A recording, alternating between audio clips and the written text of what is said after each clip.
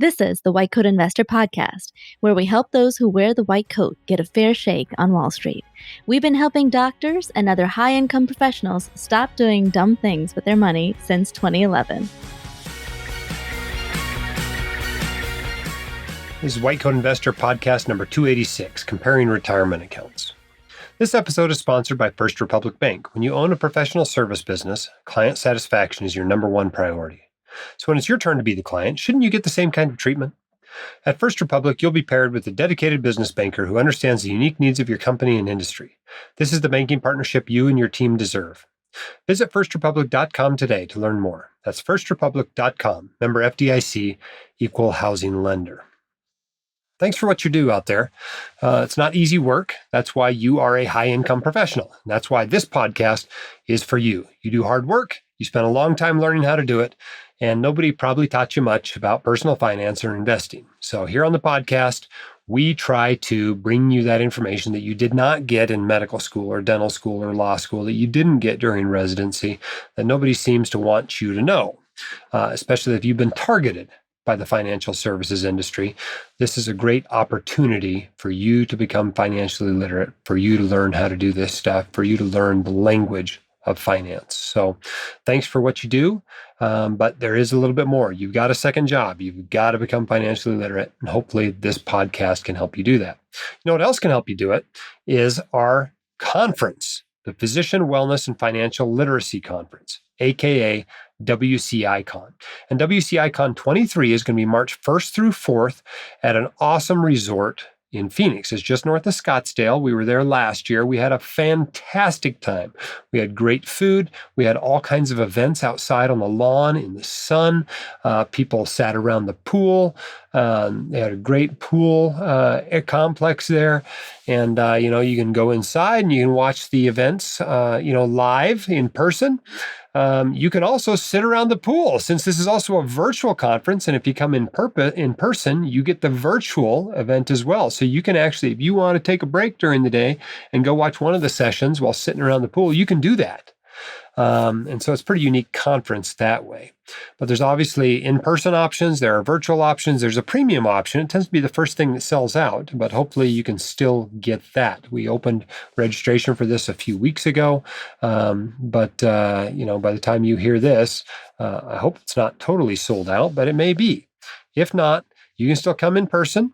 And you can obviously come virtual because there's no limit on how many people can come virtually. But you should be aware the price is going up after November 7th. Okay. Right now you got a $300 discount on it for being an early bird register. And truthfully, almost everybody who comes registers early bird, especially in the years that it has sold out in the past. It always sold out before the pandemic. And I suspect now that people are traveling again, it's probably going to sell out again this year. Lots of great speakers we're having. One of our keynote speakers is a fellow by the name of Stacy Taniguchi, who may be the most inspiring person you've ever heard speak to you before. But the fun thing about Stacy is that I have a very personal connection with Stacy. And he's probably the only, well, not probably, he's definitely the only keynote speaker we've ever had at WCI Con that I've tried to kill. Not purposely, but we've had some pretty cool experiences together, and I'm sure he'll include a little bit of insight into those during his talk. His talk is mostly going to be on living life intentionally and actually deciding what you want to accomplish in your life and methodically accomplishing those things throughout your career. If you'd like to come, and I think you should, because I'd love to meet you in person, and you're going to have a wonderful time. And you can use your CME money to come or write it off as a business expense. Register, www.wcievents.com. For Thanksgiving this year, we're going to be talking about gratitude, right? Gratitude is important. It helps us to have good attitude and to be psychologically healthy. But most importantly, we've all been just incredibly blessed in our lives. We've been given a lot of things that a lot of people don't have by virtue of our educations, by virtue of our incomes, by virtue of the wealth that we're building. This is a chance for you to talk about what you're grateful for this year. So please record on the SpeakPipe at whitecoatinvestor.com/speakpipe what you're grateful for this year, and we'll share that on the podcast. All right. I've got a few guests I'm going to bring on. They're from a financial advisory firm. They're going to help us take the first few questions off of the SpeakPipe today to answer for you folks. Our guests today on the show are from Personal Choice Financial Advisors. You can get more information about them at financialrounds.com. But here with me today, we have Chris Hansen, the founder, as well as Robert Hansen and Ben Dobler. Welcome to the White Coat Investor Podcast. Thank you. Thanks for having us, Jim. Yeah, we wanted to introduce you to the audience as well as have you help answer some of their questions. But before we get into the questions, can you explain to us why you decided to become a financial advisor? Back in 1991, I worked for Procter & Gamble, so I'm somewhat the same as a lot of people, I think, that follow some of your writings and so forth. I'm a career changer. I was a chemical engineer at Procter & Gamble.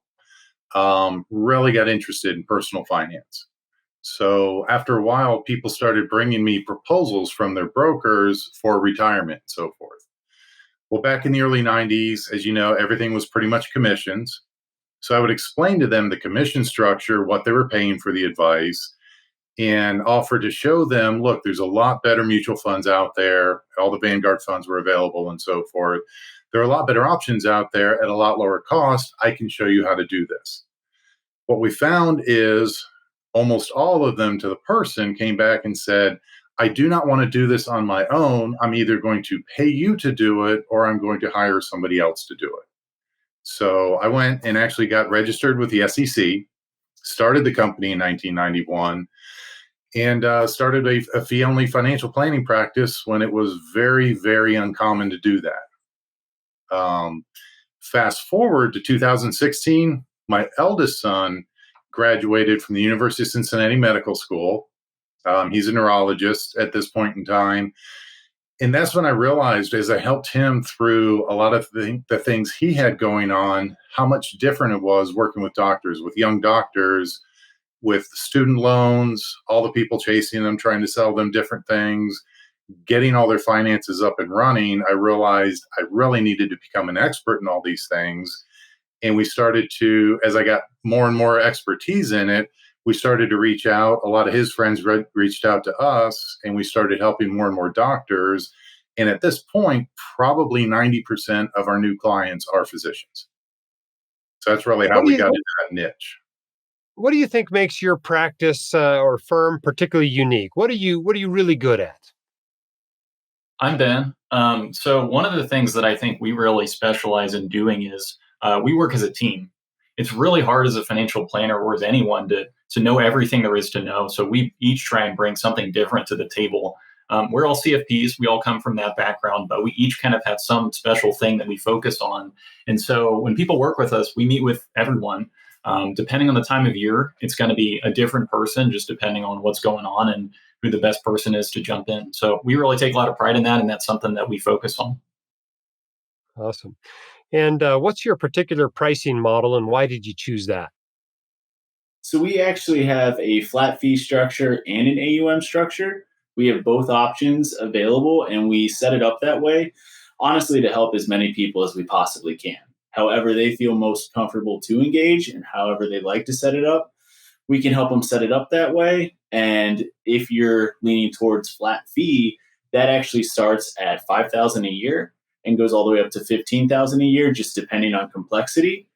But we do, again, leaning towards trying to help as many people as possible. We do have a $3,000 a year engagement for residents and fellows. All right. Thank you for sharing that. Let's get into some listener questions. This first one comes from John Michael, and let's take a listen. Hey, Dr. Dolly. This is JM from West Virginia. I'm in my last year of residency, and I have a question about prioritizing a 403B versus a 457B. I'm very fortunate in that my spouse started her attending job this year, so I'm able to max both of my retirement accounts for the first time ever as a resident. The problem is that next year I graduate in June, so I won't have enough total salary to max out both my 403B and my 457 before I graduate. I'm still looking for jobs, so I don't know what retirement accounts I'll have access to at my future employer. My initial thought is that I should fully fund my 457B since it's less likely that I'll have one available as an attending. I feel there's a much higher chance that I'll have a 401k or a 403b that I can max out later in the year as an attending. Anyway, my question is really, am I thinking about this correctly? Am I missing anything? I appreciate all you do, and thank you for your guidance. All right, great question, John. Who wants to take a stab at giving John something useful to think about this 403B versus 457B question? I'll take a stab at this one. So this is a great question. I love this question. I do think he's thinking about it right. But I want to kind of dive a little bit into why and some of the things to watch out for. I think there's really three pieces, right? So the first piece is what kind of 457B are we talking about? Is this a governmental 457B or is this a non-governmental 457B? So if this is a governmental 457B, this would mean it's a state hospital, university hospital, maybe it's a county hospital. And any of these scenarios would mean that this works kind of like a 401k that you might be used to. So it would mean after he leaves, he can roll this over into a new plan. He could roll it into an IRA, although depending on backdoor Roth and things like that, may not want to. But on the other hand, if this is just for say a religious hospital residency, this is maybe a 457B that is non-governmental. And if that's the case, then this is really going to be forced out. He'll have to liquidate that plan over some short period of time after he finishes residency. So in that case, I would really steer him away from this. I do think most likely this is a governmental 457B because typically the non-governmental ones would only be available if you are a very high earner, a highly compensated employee. And of course, as we know about residency, that is very hard to get. So most likely is a governmental. The next piece, which kind of gets into the meat of the question here, is the contribution limit. So what makes 457B special, they don't count in the same bucket in the IRS's eyes as a 401k or a 403B. So for this year in 2022, as of this recording, you could put $20,500 into a 401k or a 403B or some combination thereof, and then go and put another $20,500 into that 457. He doesn't want to do that, of course, but the worry is that if he puts money into the 401k or 403B side, once he gets into his new job, he's going to come up short where he's only got maybe $10,000, $12,000 left in that bucket. If he starts with the 457B, he could put $20,500 in, turn around, start his attending position, and put that $20,500 back in there again. So that's just the nuance there. And then one additional quick note, it's pretty rare on the 457B side to have an employer matching contribution, but that does happen. When that happens, there is a unique feature there where on the 401k side or 403B side, you could put in the $20,500 and the employer match does not count against you. On the 457B side, if you're lucky to have a match on that side, that does count towards that $20,500. So just something else to watch out for. So be aware of those limits. I think he's looking at it right that 457Bs are a little less common. Typically, you're going to have a 401k or 403B. So if it's that governmental variety, it probably is going to make a lot of sense to put money into that first and then leave the door open for the 401k or 403B bucket later on in his attending position. What are the odds that he can actually access the new 401k or 403b in his first 6 months of the job? A lot of times you got to wait a while till the next calendar year or even a full year from the start of employment before you can make a contribution. What percentage of the time do you think the new employer actually lets you use that 401k as soon as you get there? It's a great question, and it's going to come down to the plan. It's going to also come down to what type of employer matching contributions they offer. I wish I had a good rule of thumb here. It really does just depend. But if they are less generous with their matches, generally they're going to let you participate more quickly and easily and start putting money in on your own because it doesn't obligate them as the employer to do anything on top of that. So it is something to be aware of as you're contemplating those two. That is another possibility. And who knows, maybe this will be a 1099 role where he could open a solo. So any additional clarity that he would have in terms of specifically what kind of job he's getting, when they might be eligible for the 401k or 403b, that would obviously help. Yeah, it's tough without having all the details in any situation. That's the benefit of sitting down with a financial planner like you guys is you can bring in everything. You can look at all the details and make a comprehensive answer to any questions you have, rather than just having what people can record in a minute and a half on the speak pipe, in which you're left guessing about lots of details. All right, our next question comes from Evan. He's got a question about independent contractors. Let's take a listen to this one. Hey, Dr. Dolly, longtime fan of the White Coat Investor. Started following back in mid school. Anyway, so I'm finishing a residency and looking into making that transition into attending hood and looking at jobs. Heard you need some speak pipe questions, so here I am. My multi-part question can probably be boiled down into a 1099 versus W-2, which you had a great blog post on, by the way. So the job basically sounds like almost like partnership from get-go. It's a very low guaranteed base salary, less than the fifth percentile, and sounds like the majority of the compensation will be through profit sharing. So for the job, while the default is W-2, they're open to structuring it as a 1099. And honestly, I'm kind of leaning toward that 1099 setup instead. As a 1099, it sounds like I'll still be able to buy into the group insurance plans, and all other things are being equal. And if I don't mind the extra work and complexity of setting that up, the LLC or the S Corp, would 1099 make more sense than W-2? Is there something else I might be missing that I should be alert for? And I guess on a more generalizable level, if all things are equal, docs could choose to be paid on W-2 or 1099, which would make more sense numbers-wise. Is there kind of a break-even point, like one side where W-2 is better, the other side is 1099 is better? Thanks. Boy, Evan, you got a lot of questions in there in a minute and a half. Let's see how many of them we can get answered. Who wants to take a stab at the overall topic, which is when should you take compensation as a 1099? It sounds like. Yep. I can jump in on this one. And again, another great question by Evan here. Because there's a lot of positives and negatives to both being a W-2 employee or a 1099 independent contractor. I would say, I think in general, it comes down to two main things. It's the differences in compensation and the ability of the individual. If they're comfortable with those complexities, with setting up and managing the 1099 side of it. So I would say just benefits of being a W-2 employee. A lot of times you'll have those subsidized benefits. You'll have that health insurance. You'll have disability, life insurance that the companies help subsidizing for you. Again, it depends on the quality of those benefits, those plans. But you also have retirement benefits. So a lot of times they'll have the 401k with a 401k match or 403b and possibly a 457b. They might even have in the 401k the ability to do a mega backdoor Roth as an option, which is fantastic. But it really comes down to, are those plans decent plans? Are the investments inside those decent investments? So there's a lot that comes into play here. Even looking at when you're a W-2 employee, that the company helps pay for half of the Social Security and Medicare taxes. So they're helping subsidize that. So again, a lot of benefits of being that W-2 employee, but there's also a lot of benefits of being 1099 and independent contractor.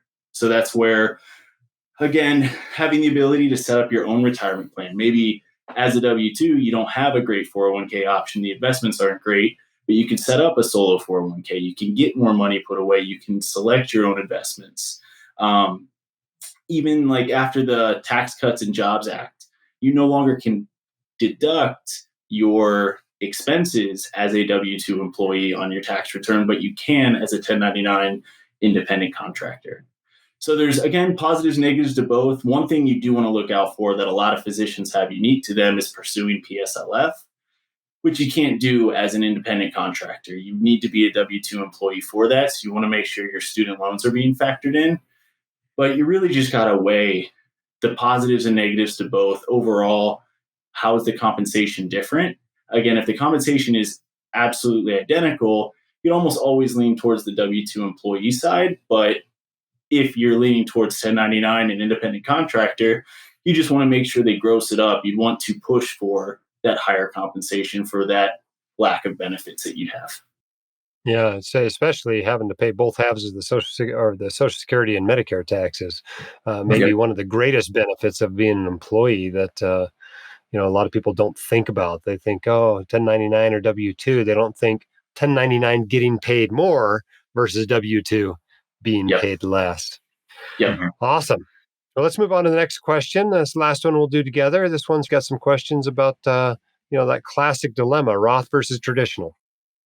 Hey, Dr. Dolly. I had a two-part question about Roth versus traditional 401k contributions. I recently listened to a podcast of yours and got a little confused during a short segment of it when you mentioned if someone is like you in a relatively high bracket, you're actually putting more money on an after-tax basis if you're making the Roth contribution. So really what you should be comparing is putting $20,500 into a Roth account or putting something like $13,000 into a tax-protected account and investing another $7,000 or so into a taxable account. Could you explain what you meant here? And secondly, you also mentioned that for someone who's in the same tax bracket at contribution and withdrawal comes out ahead with the Roth. How is this possible if, for example, I was in the 35% marginal bracket, contributed to a Roth account, withdrew tax-free at retirement, versus saving 35% on taxes with the traditional contribution and paying that 35% at withdrawal? Thanks for all you do. All right. You want to give your thoughts on this topic? Okay. Yeah, I think a lot of this comes from if you simply take a look at in lower tax brackets, having say $27,000 to put away in your 401k, be it Roth or conventional. When you run that scenario of I'm putting $20,500 into the my 401k, whether I go Roth or I go conventional portion on that, and then I take say the $6,500 that's paid to taxes, either put it in my tax account or I put it in a taxable account. If you're in an identical, say a 22%, a 12 or a 22% tax bracket, you run that scenario out, they're almost identical other than the slight tax drag you're going to have on the money you put into the taxable account. So in that case, I think as you stated, the Roth IRA is going to have a bit of a benefit in that scenario. But again, what we tell doctors, it's any kind of rule of thumb like this usually doesn't fit very well. One of the places that doctors are very, very different, most of the people that we deal with who are not doctors, they have one plan to choose from. It's a 401k or it's a 403b. So part of that scenario with a doctor would be, I can put this into a conventional 401k. What do I do with my 6,500? Well, unlike most industries, I have a 457 option. I have a top hat option. I have some other pre-tax option I can go to. I also have enough of an income that I can do a backdoor Roth IRA. I may have a mega backdoor Roth IRA. But if I can completely remove the taxes from that equation, then that kind of gives the tax deferred option somewhat of a benefit, because again, 12 to 22%, where again that rule of thumb kind of sits. If I look at that and say, but I'm a doctor, I might be in the 22, but I'm probably in a 32, 35, 37%. Everything I put into this plan comes off the top. It comes off at my 37% tax bracket.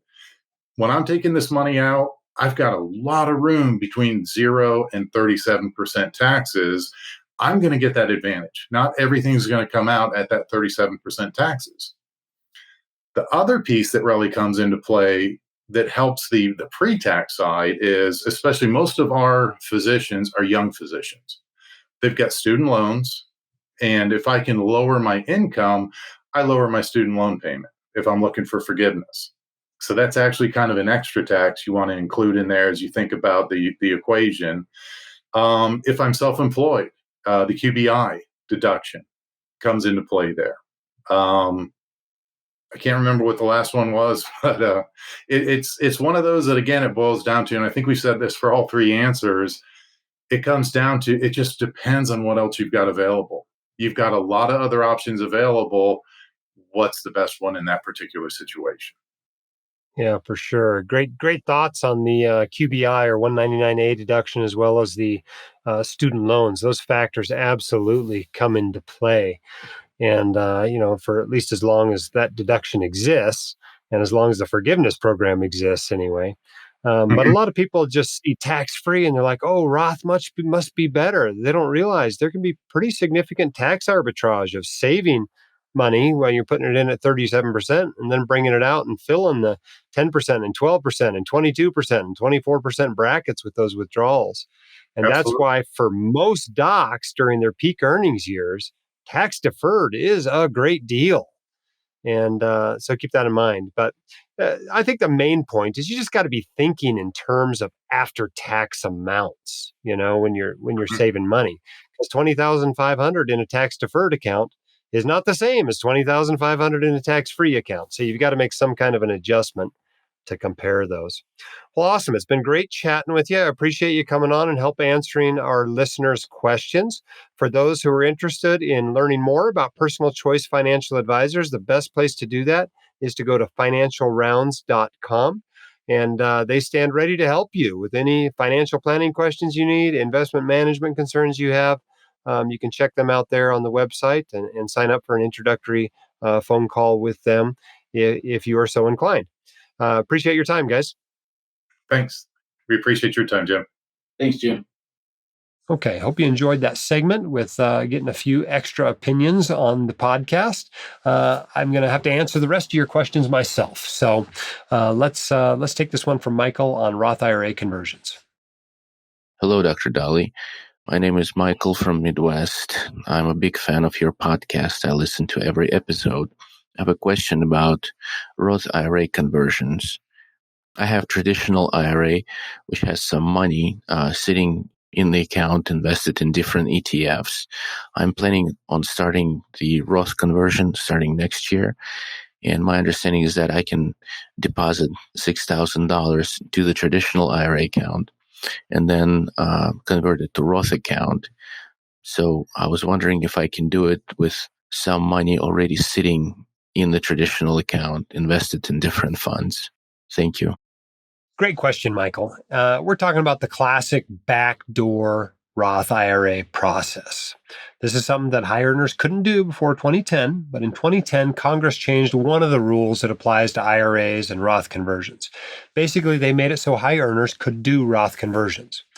However, a typical person listening to this podcast cannot contribute directly to a Roth IRA. They make too much money to do it. There's a limit on your income. And if your income is above that limit, which is, I believe, just over $200,000 right now, if you're married, filing jointly, then you have to contribute to the Roth IRA indirectly through this process we call the backdoor Roth IRA process. And it's a pretty simple two-step process. First, you contribute to a traditional IRA because there's no rule that keeps you from contributing to a traditional IRA. As long as you have earned income, you can do it, no matter how high that income is. However, often that contribution is not deductible. You don't get a tax deduction for it because you make too much money and you have a plan in place at work, a 401k or a 403b or whatever. But you can then take that money that you contributed to the traditional IRA and convert it immediately to a Roth IRA. Because you didn't get the tax deduction up front, there is no tax cost to doing the conversion. And the end result is identical to having contributed directly to the Roth IRA. Obviously, money in a Roth IRA is never taxed again. This is a good place to invest. It's much better than leaving it in the traditional IRA as non-deductible basis, if you will, on which all the earnings are going to be taxed at ordinary income rates when they come out.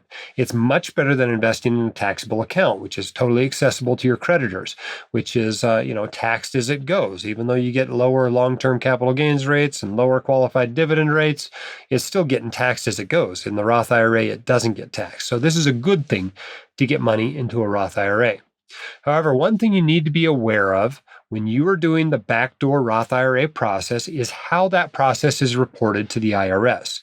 And it is reported on Form 8606, which is just a form you include with your tax return each year. There's one for you. And if you're doing a backdoor Roth IRA for your spouse, there's one for your spouse. And one of the questions on that form, question number 6, asks how much money you have in a traditional IRA, rollover IRA, SEP IRA, or simple IRA as of December 31st of that year that you did this conversion. And the key is to be able to answer that question $0. The reason why is if you don't, your conversion will be prorated. That doesn't mean it's illegal. That doesn't mean it's necessarily bad. But in general, you're not accomplishing what you were trying to accomplish with the backdoor Roth IRA process if your conversion is getting prorated. You don't want it to be prorated. So you got to do something with money you have in a traditional IRA before, or at least by the end of the year you do the conversion step. And there's usually one or two things that people do. The first one is if it's just a small little IRA, maybe it's $8,000 or something, you can probably eat the tax cost of just converting all that $8,000 to a Roth IRA. And you'll owe, $3,000 or so in taxes. No big deal. You can afford that. And then obviously that money never gets taxed again. But if you got like $800,000 in that IRA, well, the tax cost on that is probably going to be a little bit too much for you to be able to afford to do that. And so what people do in that sort of a situation is they roll the money in that traditional IRA into a 401k or into a 403b, because that question 6 on Form 8606 doesn't ask about how much you have in 401ks or 403bs. Those don't get prorated. Only traditional IRAs, including rollover IRAs, and SEP IRAs and simple IRAs get included. Inherited IRAs don't, Roth IRAs don't. Okay, so it's important that you understand the pro rata rule, which does apply in your situation, Michael. You got to do something with that money that's in the traditional IRA, or it's probably not worth doing the backdoor Roth IRA at all if you're not going to do anything with it. All right, let's do our quote of the day. This one's from Johnny Cash, who said, "You don't try to forget the mistakes, but you don't dwell on it. You don't let it have any of your energy or any of your time or any of your space." All right, let's take an email from the inbox. This one's about SEP IRAs. "I'm not sure what to do in a particular situation. I have up until recently had steady 1099 income. I recently started with a new employer and have W-2 income.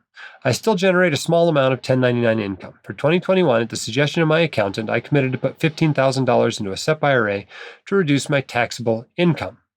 The plan was to contribute to the SEP IRA and then roll it over into my new employer's 401k. Okay, that'll help you avoid the pro rata issue. I like that plan.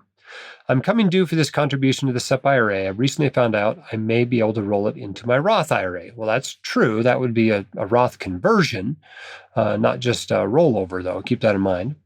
"I'm not positive, though, which is my best option, or if I've sort of just delayed a tax payment. Generally, I value money more in my Roth IRA over the 401k, except in regards to 401k matches from my employer." Obviously, 401k matches are always tax deferred. They're always traditional contributions in retirement accounts. All you're asking here is whether you should be doing Roth contributions or whether you should be doing, traditional contributions here. It's the same question. Should I do a Roth conversion or not? Is the same question essentially. And it's a complicated question. There is no definite answer most of the time to this question. The rule of thumb is that you do tax deferred contributions and don't do conversions during your peak earnings years, those years when you're making as much as you're ever going to make. But in those other years, when you're a resident or you're a fellow or you're in medical school, or the year that you left training, or a year in which you cut back, or a year in which you didn't work much because you were on parental leave, or you took a sabbatical, or you've cut back to half time in early retirement, those are years in which it can make sense to do Roth contributions and in which it can make sense to do Roth conversions. Now, there's all kinds of exceptions to that general rule of thumb. Really super saver kind of people that are going to be in the highest tax brackets are going to be in higher tax brackets at the time they withdraw money than they were at the time they were contributing money.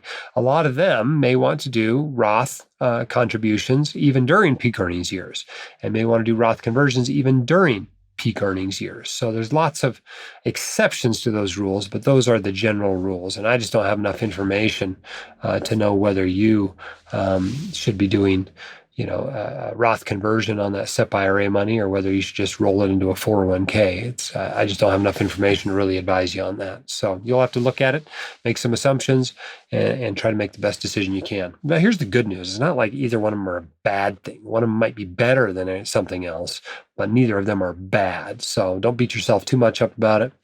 Make a decision, maybe split the difference if you want, but go forward with it and quit worrying about it. I look back over the years and there's probably a few times I made that decision wrong, but you know what? It all adds up together and we're still doing just fine. Speaking of doing just fine, I hope you're doing just fine. Your job is difficult. Burnout rates are super high. I don't know if they've ever been this high. This might be the highest burnout has ever been among physicians and among dentists, for lots of different reasons. We don't control as much as we used to control. We tend to be employees more than we used to be. But the COVID pandemic certainly had a lot to do with increased rates of burnout recently.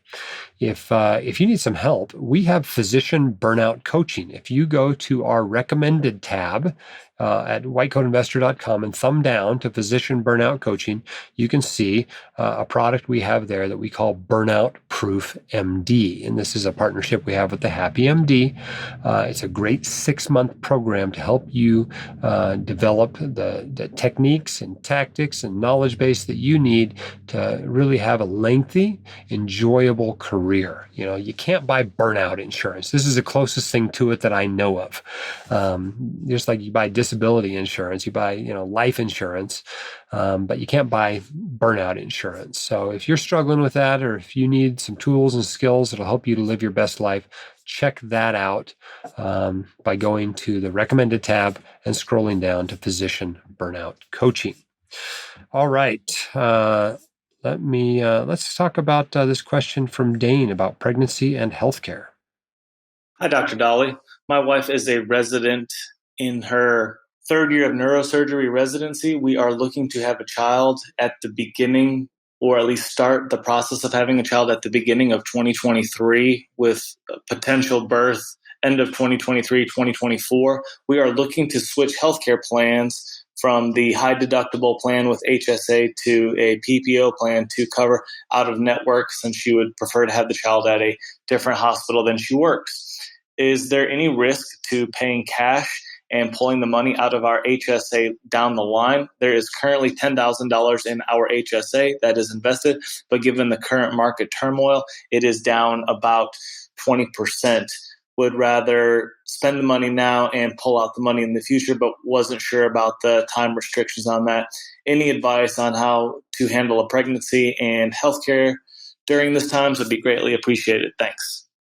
Well, great job of thinking about this in advance. I love your phrase, start the process. I've never heard it called that before, but I think that's a great thing to call it, as this is a family-friendly podcast that we have here. In regards to your main question here, yes, you can leave the money in your HSA and pull it out next year in 20 years. Just keep that receipt that you have from the hospital for, the delivery. And, there's no rule, like with a 529, there's a rule. You got to take it out of the 529 the same year it's spent. There's no rule like that for an HSA under current law. So you can keep it in there, let it grow, let the market recover, and then take the money out. No problem at all doing that.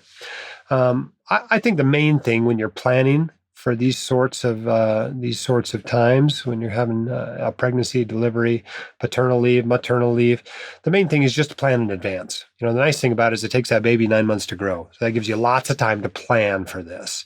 Plan for how you're going to pay it. Plan for, how you're going to get through that parental leave period. Insurance likely plays a role there. Savings likely plays a role.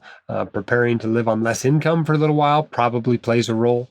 But everybody's a little bit individual in what resources they have available to them as they go through a pregnancy, as they go through those first few months of a newborn's life.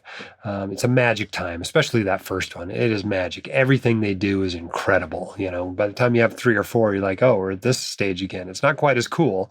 You still love them just as much, but it's not as magical as it is with that first one, when you just can't wait for every little thing that they do. So congratulations to you guys, and hope you have a wonderful time and have just a perfect little child.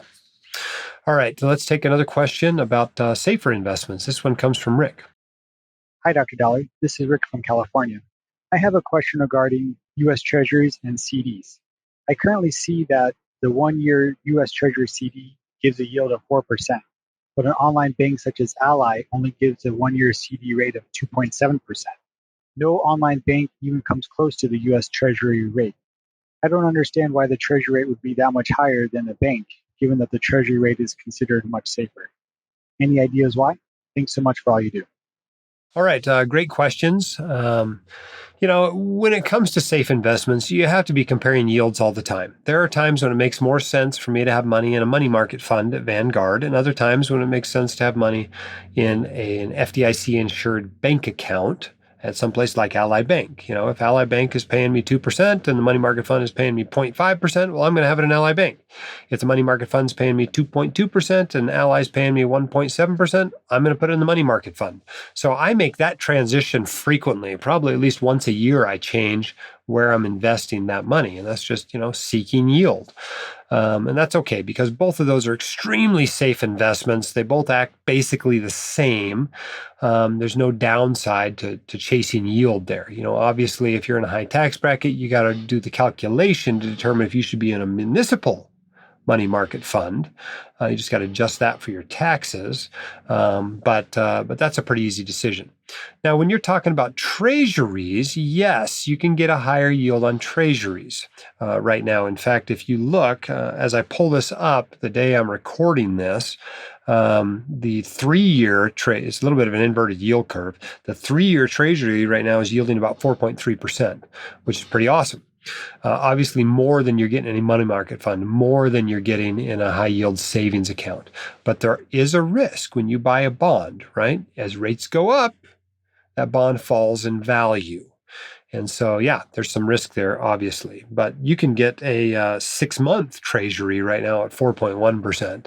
And, rates going up aren't going to affect that very much. The duration for that instrument is very, very low. So that's not going to hurt you very much. It's good to look at the yields that are around and make those comparisons. And sometimes you will find a free lunch there. And it sounds like this is probably one that's mostly a free lunch for you. So good job finding it.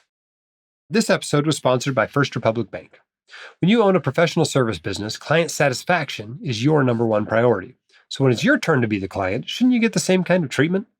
At First Republic, you'll be paired with a dedicated business banker who understands the unique needs of your company and industry. This is the banking partnership you and your team deserve. Visit firstrepublic.com today to learn more. That's firstrepublic.com, member FDIC, equal housing lender. All right, don't forget www.wcievents.com if you want to come to the Physician Wellness and Financial Literacy Conference. It's going to be awesome. I hope you do come, but I hope you come for the early bird price. It's $300 off if you register by November 7th. Thanks for those of you leaving us a 5-star review and telling your friends about the podcast. Our most recent one comes from SN Chowdhury. Said, great podcast, very informative. Every person who wants to have a decent retirement should follow this podcast. 5 stars. Thank you so much for that. Keep your head up and shoulders back. You've got this and we can help. We'll see you next time on the White Coat Investor Podcast. The hosts of the White Coat Investor Podcast are not licensed accountants, attorneys, or financial advisors. This podcast is free entertainment and information only. It should not be considered professional or personalized financial advice. You should consult the appropriate professional for specific advice relating to your situation.